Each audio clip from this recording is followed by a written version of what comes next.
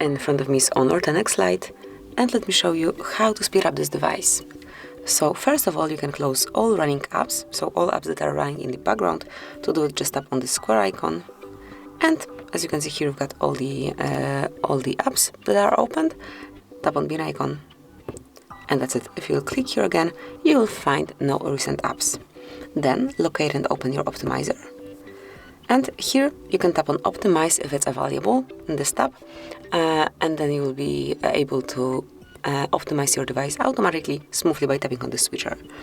Then you can go to cleanup, and here you can delete some unnecessary files. For example, let's pick junk files by tapping on cleanup, and they will be removed. Obviously your device would work a bit faster then. Now you can also open virus scan and perform a virus scan if needed, because if you have a virus, then your device will definitely work way slower, and if it's detected, then you'll be able to easily remove it. And this is it. This is how you can speed up your phone. Thank you for watching. Please subscribe our channel and leave the thumbs up.